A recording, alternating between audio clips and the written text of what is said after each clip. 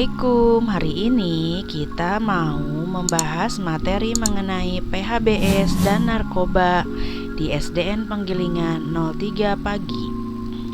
Apa itu PHBS? PHBS kepanjangan dari perilaku hidup bersih dan sehat, yaitu kebiasaan seseorang untuk mencegah penyakit dan menjaga lingkungan sekitarnya agar sehat.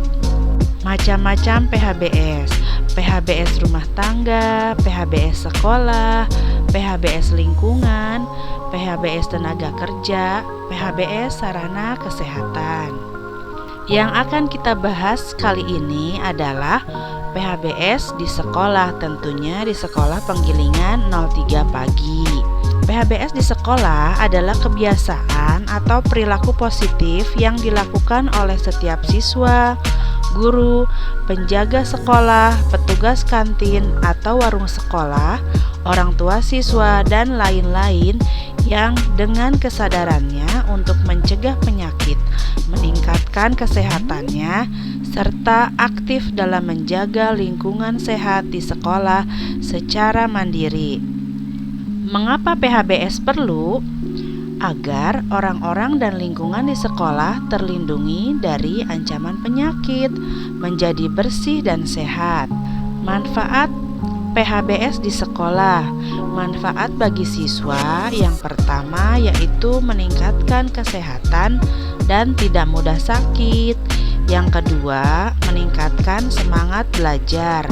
Yang ketiga, meningkatkan produktivitas belajar.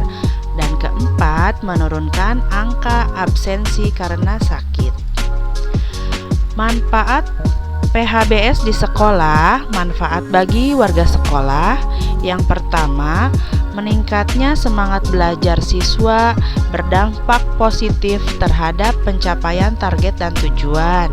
Yang kedua, menurunnya biaya kesehatan yang harus dikeluarkan oleh orang tua. Yang ketiga, meningkatnya citra sekolah yang positif. Manfaat PHBS di sekolah. Manfaat bagi sekolah yang pertama, adanya bimbingan teknis, pelaksanaan pembinaan PHBS di sekolah. Yang kedua, adanya dukungan buku pedoman dan media promosi PHBS di sekolah. Nah, ini ada 10 indikator PHBS di sekolah. Yang pertama, mencuci tangan pakai sabun dengan air mengalir. Yang kedua, membuang sampah pada tempatnya. Ketiga, memelihara kuku agar selalu pendek dan bersih. Keempat, memakai sepatu bersih dan rapi. Kelima, berolahraga teratur dan terukur. Keenam, tidak merokok di sekolah. Ketujuh, tidak menggunakan nafza atau narkoba ya. Kedelapan, memberantas jentik-jentik nyamuk. Kesembilan, menggunakan jamban yang bersih dan sehat. Dan yang terakhir, menggunakan air bersih secukupnya. Mencuci tangan pakai sabun dan air mengalir.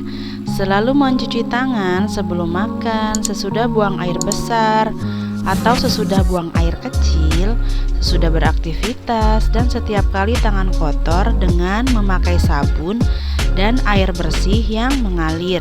Diharapkan tangan menjadi bersih dan bebas dari kuman serta dapat mencegah terjadinya penularan penyakit seperti diare, disentri, kolera, tifus, cacingan, penyakit kulit, infeksi saluran pernafasan akut atau ISPA, dan flu burung, serta SARS-CoV-19 yang saat ini sedang menjadi wabah bagi negara kita, Indonesia.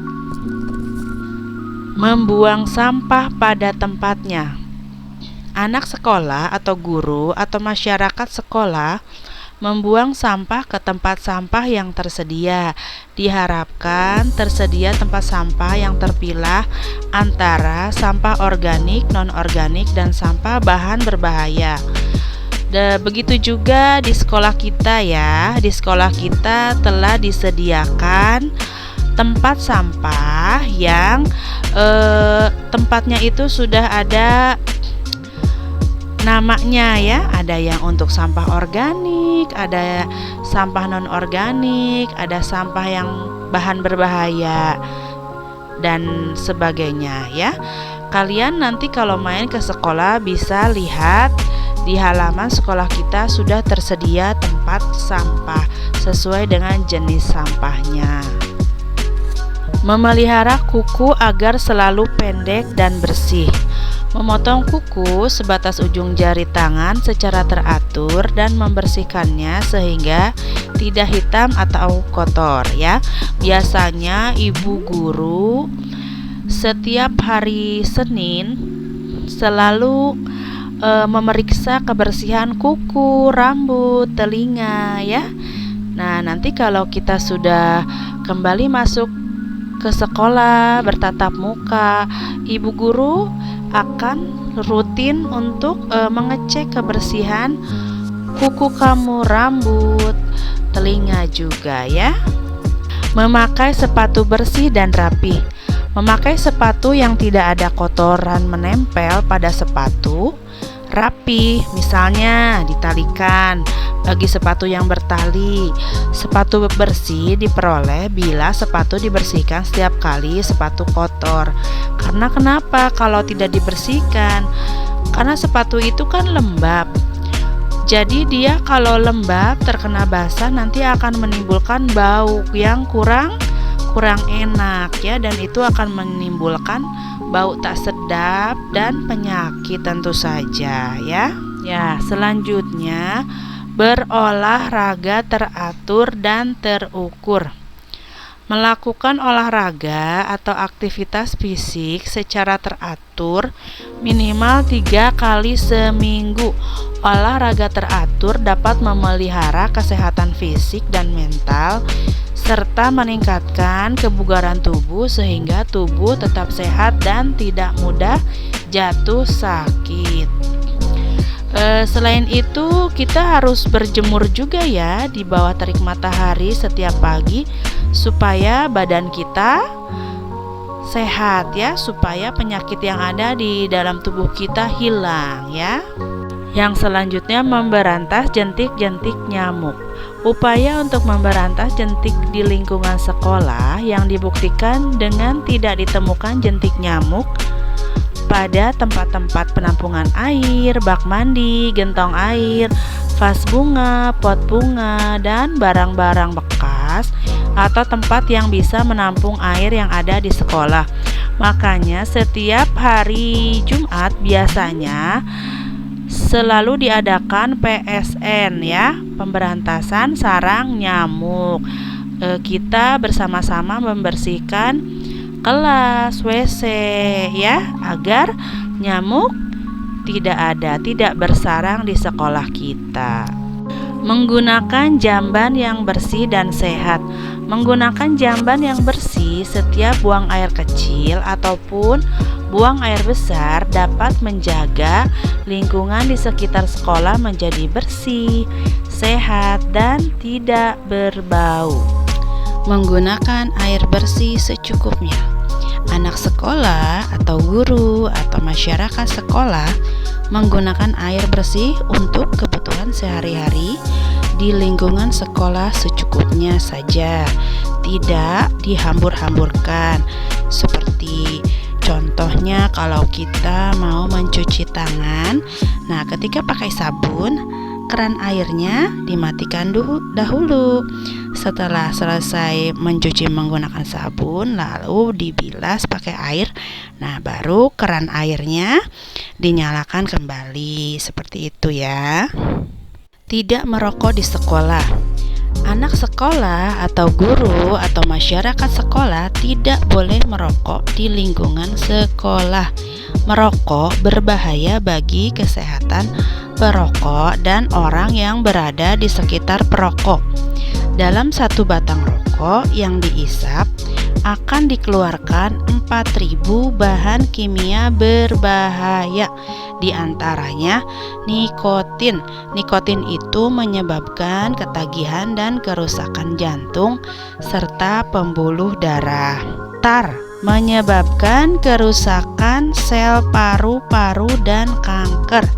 Dan yang terakhir CO ya, atau monoksida, menyebabkan berkurangnya kemampuan darah membawa oksigen sehingga sel-sel tubuh akan mati. Tidak menggunakan narkoba. Anak sekolah, guru, atau masyarakat sekolah tidak menggunakan narkoba atau narkotika dan obat terlarang. Penggunaan narkoba membahayakan kesehatan fisik maupun psikis pemakainya. Jadi narkoba itu sangat berbahaya bagi tubuh kita ya. Dan kalau ada dimanapun kalian berada yang menawarkan permen, jangan langsung diambil ya. Ditanyakan dulu ke orang tua kamu atau ke kakak kamu atau ke guru kamu ketika kamu berada di sekolah. Tanyakan, Bu, apakah ini benar permen yang bisa dimakan? Nah, kalau kamu sudah bertanya kepada orang yang lebih tua dan yakin itu adalah permen, nah boleh kamu langsung makan ya. Kalau kata ibu guru atau orang tua kamu tidak usah dimakan, tidak ya, berarti itu tidak baik buat tubuh kamu. Itulah PHBS di Sekolah SDN Penggilingan 03 Pagi. Terima kasih. Jangan lupa like, comment, and subscribe-nya.